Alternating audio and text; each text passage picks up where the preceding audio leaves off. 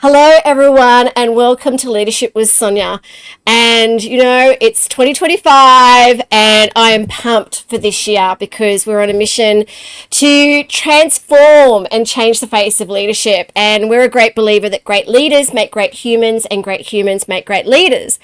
And I was talking offline with our amazing guest and leader today, who is an amazing human. Maryna, she is the chief of staff for an incredible company called Candor. And Candor. Candor, that's right, Candor, sorry. And I'm excited to hear more about her incredible story. Sorry, please forgive me. One of my favorite books is Radical Candor. So I was like, my brain was, I don't know if you've read that book. But Candor, it looks like an incredible company. Her journey and her story is amazing in the people and culture space. And we were talking offline. She's actually in Ukraine at the moment. So welcome to Leadership with Sonia. Hi, everyone. Hi, Sonia. Thanks for inviting me, and it's a pleasure to be a guest today. So tell me your story. So tell me how you got to here. And were you expecting to get where you are today? Was this part of your journey? Did you kind of go, this is where I want to get to? Or how did you get here? Because it's such a wonderful, beautiful career and journey you've had. Thanks. To be honest, after I finished my bachelor, I was like, okay, what I'm going to do in my life, and I started applying for the jobs, and then suddenly Emirates called me, and invited me for the interview. I always wanted to be a cabin crew. I didn't think it's a glamorous job, but because of traveling, I really admire it. And then I passed interviews, and then 2014, I moved out. Basically from Poland, this is where I studied, to Dubai, and for me it was like, wow, I'm going to the Middle East. What I'm doing? I'm really ready for it or not? But then landed in the middle of the desert. It was Ramadan.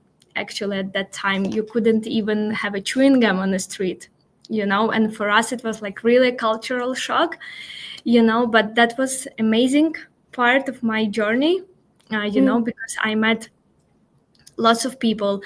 Every flight we had a different team, and we could have up to 20 different nationalities working with you, so this is how I learned how to be actually around people, how to respect, different nationalities, because what's normal for you couldn't be normal for me, and then I learned how to work as a team, when you have really critical situations, because we had them, this is, you're working with humans, and then I'm like, okay, cabin crew is enough for me. I'm not really developing my skills here. So what's next? What is the same kind of job that can give me the same skill sets? Yeah, and to work with people. And this is how I came to recruitment. Basically, I started study HR, and I was like, okay, yes, I like it. Let's go for it. And I found internship actually for free in Dubai, where I spent 3 months with the company. Where did I learn basically everything? So that was first resort, global recruitment for me. I started as a simple admin, just filling up the database, but then I did a placement with them. And for me, it was like, okay, easy, I can do it. And then year after, Candor called me, and now 7 years later, here we go. So I started as a simple recruiter, as a sourcer, then I was growing up with the team. They give me a chance, actually, because it was recruitment within tech space. It was completely new for me, but it was booming in the market, and I was like, I have to be there. This is what really gonna be interesting for me, and thanks to Luke and Sam, our co-founders, I'm here right now, and I'm the person that I became, due to their trust in me. And then 2020, I moved back to Ukraine due to family, basically situation. And I started working remotely for them. And 6 months later, they called me and was like, Maryna, let's open a delivery hub in Ukraine. And I was like, you serious? telling me that I should find the office and I should hire a team and I should become a leader, and they were like, "What's your problem?" So for them, like not even a doubt, in me, and they were like, "Okay, I cannot disappoint them," and then 2 years later, basically, they promoted me to chief of staff. Wow. And now I'm having a team in Ukraine. I have a team in Dubai. And now we are fully legally operating in Saudi, where we are already building the team. So actually, yeah, here we go. I have now global, basically, team, around of 20 people. And then we have 140 around contractors that we are managing. Wow. And yeah, thanks God, knock on the wood, is doing pretty well at the moment. So yeah, very happy where I am. Oh, you sound like you love it. And it's so good to hear like what an inspiration where you started there and where you are today around sticking with things. Like I think sometimes we tend to kind of go, oh, this is all too hard or whatever. You started as an intern and then look at you now. So tell me about the organization. Tell me about Cando. Like Cando, what does it do? Like I'd love to know more about it. So basically, we're a recruitment business.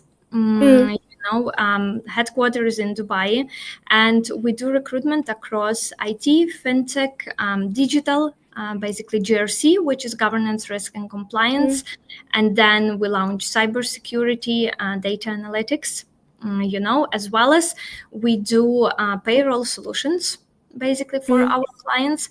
We also have Candor Consulting, which is where I am a part of it as well. This is when we offer HR solutions, basically, and consultancy to different companies. Even like because when you are new in the market, it's very hard to to open the company in Dubai, and you cannot just come to the market like that.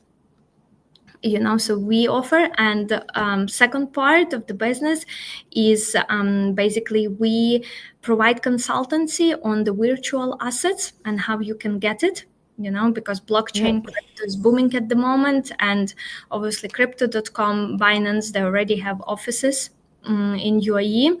So this is kind of the space that we're interested at the moment. So what do you think's contributed to the growth there? Like what do you think has like you've gone through that journey with them and here the founders and it's growing. I mean, the leadership and culture must have contributed to your love of working there and also the growth. I mean, you're right there, because I started with them as a team of 4 people. So it were 2 co-founders, Luke and Sam, myself and Philip. That's it, and now we are operating in 3 different countries. So I saw the company when it was like really small, when we had problems, financial, when we have still didn't established very well, and how they start growing. Step by step, but when you have a vision, when you know what you're doing, and actually you are with the team, it's not like you just have KPIs, you have your sales targets, deal with it. No, when you see that people investing in you, they sit with you, they do the training with you, you want to grow, they give you this ability to grow, commitment. We are free on the clock. We don't have like really timing, from 8 to 5. You do your job. Simple, So for me, when they offer me a chief of staff, honestly, I wasn't surprised, to be honest. But at that point of time, it was the right decision when we need to grow HR department in general, because the company starts really growing, and we couldn't have just the admin, or just the PRO, a person who will be sorting visa, so this is when we start developing all the policies, all the procedures. I start getting involved in the team, when you start listening to the team, what they want, incentivize them in a different ways, and it's cool when co-founders can hear you actually, and they were like, yeah, let's do it. And they're so crazy. I love them. They just call me, oh, Maryna, we need to do this. And I was like, yeah, sure. What's my deadline? And they're like, I was like, it's not gonna be done in 2 weeks, guys. Like, I'm sorry. And I was like, no, 2 weeks. So I become a person that can execute a lot of things for them, and when we start doing a lot of more promotions, we are very multicultural as well, as a company. So we have people from UK, from South Africa, New Zealand, India, obviously Ukraine, Pakistan. Our digital team, basically marketing, that sits in Bali, enjoying ocean, and working remotely. So yeah, I like to be a part of this journey and like to be a part of this grow. And I see that there is my value into it, because team can obviously speak to me at any time. I'm the person that knows everything about everyone, but they don't know that I know, situation. Yeah, so it sounds like you really invested in the people and you've got your finger on the pulse and you know the business as well. I think what I'm hearing as a HR and people and culture leader is that you know the business, and that's important. Yeah. When I mean, it's not about knowing the business, but it's being in co-founder's shoes, I think, because I'm like, we need the guys seeing one side, but they actually don't see the operation side, for them it's like, oh, you need to sort it. I was like, no, this is not my job to sort your shit. Sorry for my language. No, that's okay. We swear all the time. Don't worry. But I'm here to help you, and we can sort it together, as a team. So, and also, like, I was one person, now we grew the ops department, with I'm having HR now. I have my GRO person. Basically, I have the team in Saudi that's operating, and I'm responsible for them.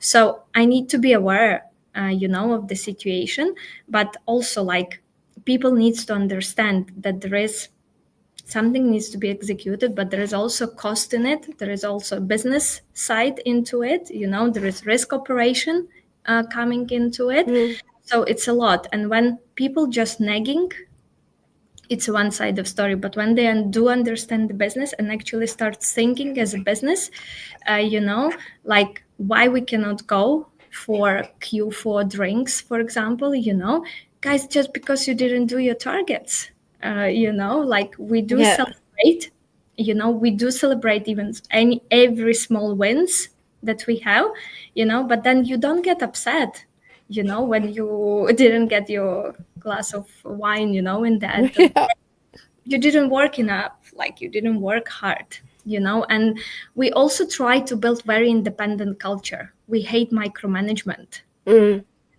Everyone should own his desk, basically, and we did build specialization across the team, which just makes life so much easier, and really you can make really good money, with the commission. Oh, that's brilliant. Okay, I love that.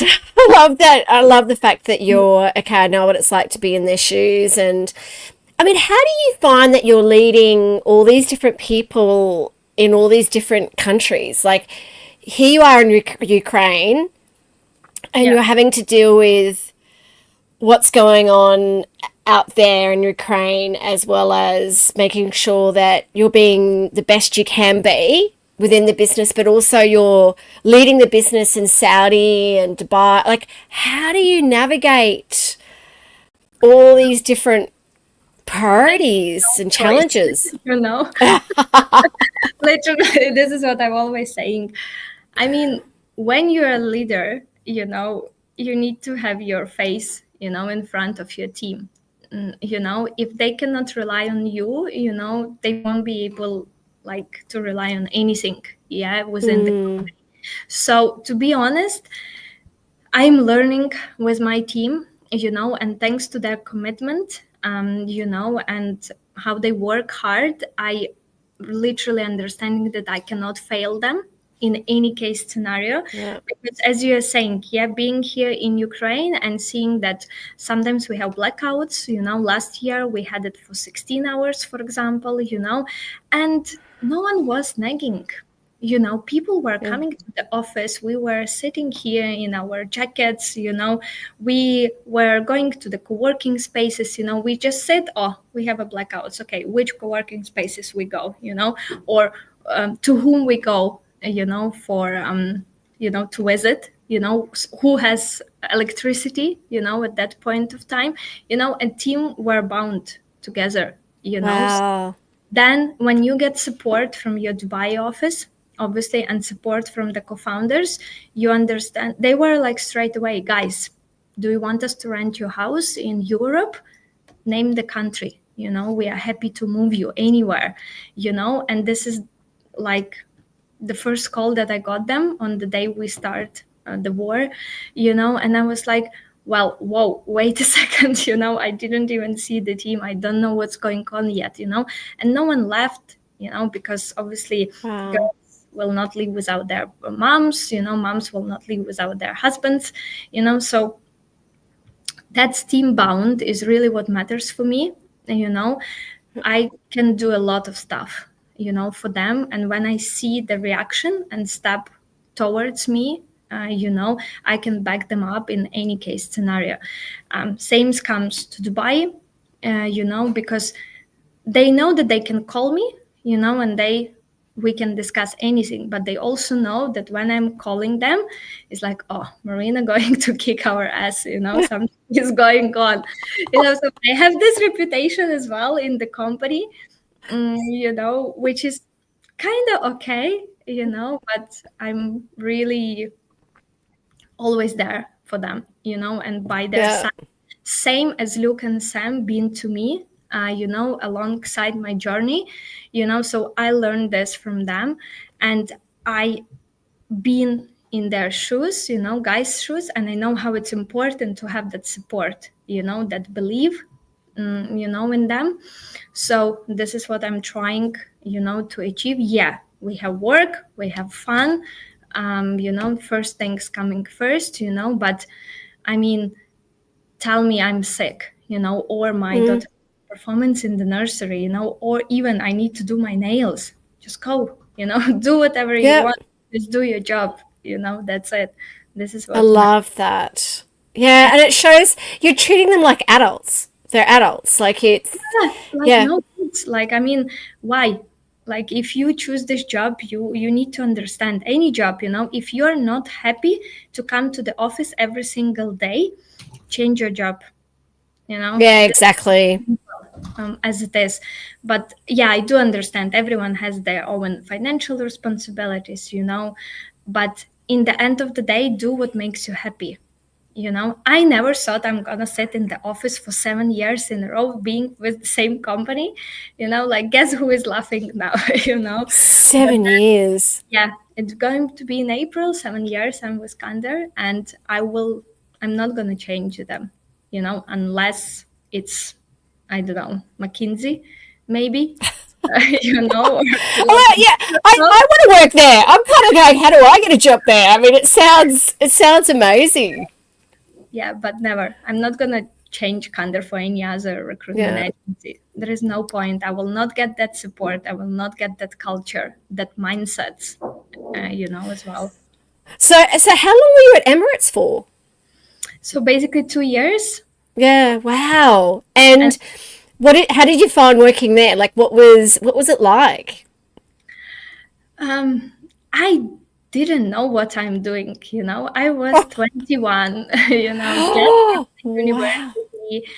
Um, my life was crazy at that point of time in all senses, like, and I was like, something needs to be changed, so I moved to the other side of the world. They hit us with obviously training college for like 3 months. You're waking up at 6 a.m., you put the uniform, and you go fully like security, SOPs, all of that, medical training, service training, when you Wow. step in for your first flight is not like a college at all. You really face like because I was licensed for A380.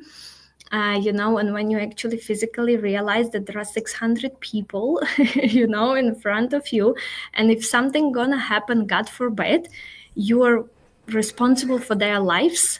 So if anyone is telling me that cabin crew is just the person who serves drinks on a flight, honestly, I want to slap that person, because the amount of things we are doing, during the flight, it's it's incredible. We do service because this is the standards, but also we are I know so many stories of my passengers, they just come speak to you and they tell you everything, and you feel like, yeah, I'm not going to see this person probably never, in my life, but you feel like that they need you, at this point in time, and they tell you lots of stories.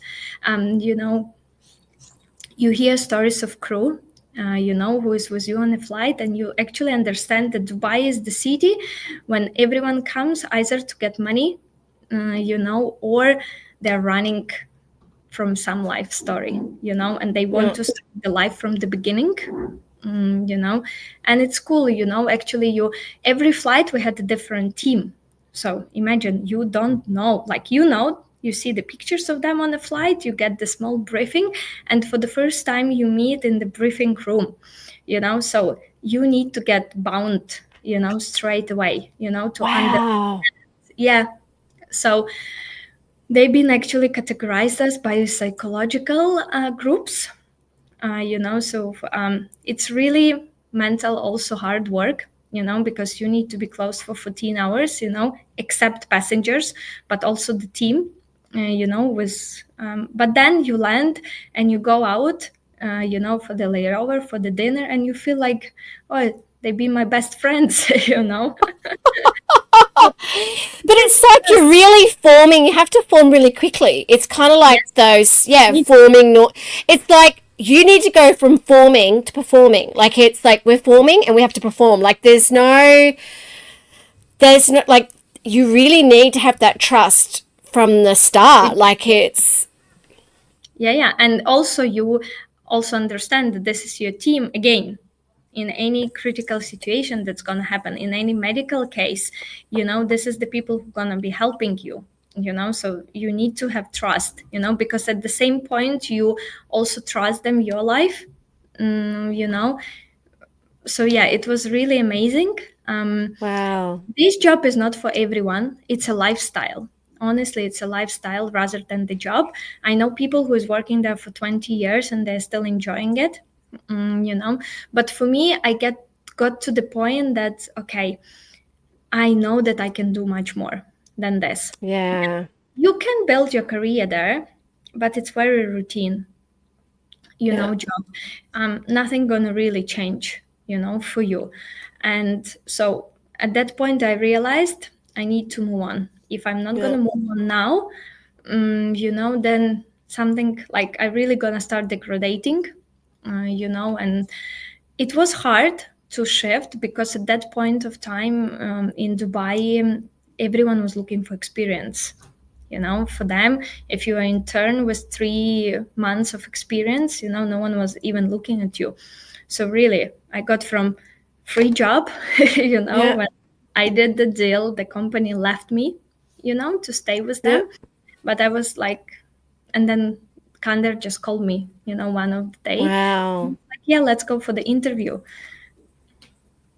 Sorry, my puppy is deciding to eat toilet paper. So everyone is listening. Don't. He's addicted to toilet paper. Yes, I don't even know. I'll clean that up later. Yes, I've got a little puppy. Okay, that sounded amazing. It sounds like you were able to transfer a lot of your skills there to where you are now. I do have to ask you this question. Where was your favorite place to visit? Where was one of your? Or do you have any favorites when you were working there? Of course. So Rome and Singapore, that's like my top 2, destinations that I love. They are amazing. Italian. Like, Pardon? everything that's Italian is just my, I love everything from wine, culture, fashion, food. You know, they have the seaside, football, you know, so really everything. And You, Singapore, it just like amazed me, you know, from how they built that city from nothing. I know Singapore's amazing as well. You do seem like, even with your fashion and your the way, very Italian. Like you're very like very. You, yeah, If and you're I listening to was, this podcast, she's incredibly beautiful and very like she looks amazing. Not only is she super smart, she's very classic Italian looking dress. So it's amazing. So yeah. I love those countries as well. So if you could go back in time, is there anything that you would say to your younger self? Like if you would give her any advice in this leadership and life space, what would you say to her? honestly, do not afraid, you know, and follow your heart, you know, because everything that I did by brain went wrong. You know, everything that I did, like I'm feeling, I must be there. You know, it Yeah, went perfectly, you know, right in my life. So yeah, like follow your dreams. You know, it maybe sounds very naive, you know, but if you can imagine it in your head, you know, you definitely can achieve it. And the motto is like, never allow anyone to steal your joy, yeah, you know, because people are jealous. You know, people will always gonna tell you it's impossible, you know, but then if you won't try, you know, you will never know, you know, so try, yeah. do mistakes, learn from them. It's okay, you're a human, you know. Without doing mistakes, life will be too, you know, boring, to be honest. Yeah. It will be way too boring. I love my mistakes now. I used to really dislike making mistakes or failing, but now I embrace them because I know when I'm making mistakes, I'm out there being courageous. You I'm are out there. growing. You are taking out yourself of the comfort zone, you know. Yeah, And this is, if you're afraid, it means here is your development, yeah, you know. Actually, there is a very amazing phrase, the magic that you are looking for are in the things you're trying to avoid, yeah. you know. So that's just perfect saying, you know, It to is. I love that saying. So, if people would love to know more about you and everything you do, what can they do to contact you? so basically you can follow me in the LinkedIn. You know, even guys, if you need any advice on just simply build your resume, you know, I'm always happy Yeah, to help. I have people reaching out to me in the LinkedIn, saying, okay, so I'm now in the interview process with this company in UAE. I will have to relocate. They're asking me to do the presentation, you know, or is it okay? Is it actually the process? How you're doing it mm, in the UAE? You know, so I'm very open to the advice. And, you know, sometimes I do even calls with these people, you know, because I know how it's relocate, you know, completely to a Muslim culture, you yeah, know, as well. So follow me in the LinkedIn. You know, I'm yeah. there. I always post. So there is a really good piece of information as well. Everyone can follow. Great. So, I'll add your LinkedIn to the podcast and the live. Yeah. And I can't wait to follow you and to see how your success continues to grow and your leadership continues to grow. And please forgive me, I keep looking back because unfortunately my puppy has decided It's to all right. completely ruin one of my Really books as fun. well. If you want to have a look at him, he's literally taken. Oh my gosh, I won't even go there. Anyway, that's okay. The joys. It's like I don't know if you've have you got animals? Have you got Yeah, pets? yeah. I have like also I have a daughter. You know, she's 4 years Wow. old. Oh my Yeah, gosh. yeah. So That's I'm a mom as amazing. well. It's one of my jobs as well. You know, but she loves animals. She's now craving for the turtle, and I was like, Mia, we have already 3 cats. You know, enough. Like, and we are also feeding all homeless dogs. You know, that's outside. They're coming to our house, you know, every morning. So I have like 3 dogs, you know, like 3 cats. that we are feeding, and now she's like, I want a turtle. I was like, you're not getting a turtle.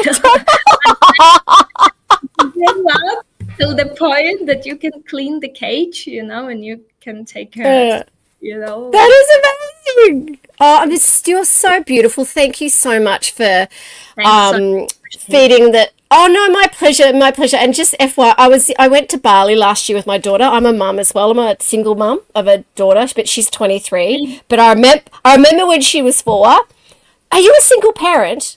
Yeah, as well. Oh my gosh, you are. Yeah, my life went up and down a lot. You're amazing. I think it's a different conversation, Yeah, we need to have another chat about that around leadership and careers and being woman. We can do everything. Oh my gosh, I think women are amazing. I'm just like women, and I'm going. Honestly, I'm going through menopause at the moment, and it's just taken me to a complete new level of how amazing women are. Like, because I've kind of gone, oh, okay, my daughter's older now, and trying to juggle my career when she was a little girl, and the stress and the tears and the guilt and everything. And now that she's older and getting more independence, now I'm going through menopause, going, come on, when do we get a break? Like, when do I get a break? Like, come on, like, it's and when I'm coming home and me sits with the laptop, she's putting her glasses, and just like for play, for fun, and she's copying me, and she's like, Honey, I'm having a call, can you be quiet? And I was like, OMG, almost constantly, so I need to stop working at home, that well, she does sound amazing. We're like their role models, right? So my daughter I had the opposite effect of my daughter. My daughter was like, Mom, I've seen you work way too hard. I don't know if I will. I'm like, oh, okay. But we definitely need to connect again about that, because there's lots of women like us out there, and not so much juggling the so many cats and feeding the homeless dogs. But I was just saying, I went to Bali last year with my daughter, and we just got the puppy, and I was feeling so anxious, literally just got the puppy, and I was like, oh my God, this isn't very good timing. I'm going away.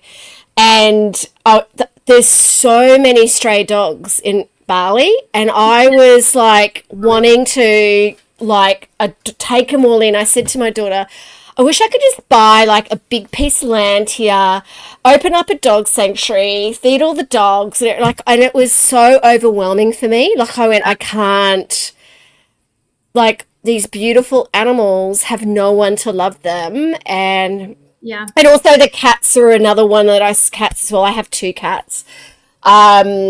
Rescue cats as well, so my cats are rescue cats, but animals are the best. But you are incredible. If you being what you're doing as a solo mum, I'm so proud of you. You are amazing. Well, I have people like you to learn from, like, it's just your pure motivation as well. Oh, thank you. And make sure you send me through your postal address. I'll send you one of my books. Thank you so much for being on our live and podcast today. It was such an honor to connect with you, and we're always here to help you as well. So if there's anything, no expectations, anything we can do to help and serve you, we're all about helping people with their greatness, for your teams, your organization. It sounds like you're doing incredible things, and hopefully I get to connect with you when I come to Dubai this year. So that'll be amazing. We'll discuss it separately. I'm definitely going to be there, to meet you in person. That'd be amazing. Thank you so much. And remember, everybody listening, if you've loved today's episode, subscribe, send it to your team, to your friends, to anyone. If you'd love to be on the podcast, please contact the team at soniamcdonald.com.au, and please always stay kind and courageous. And we're always here to help and support and be your cheerleaders. So thank you so much.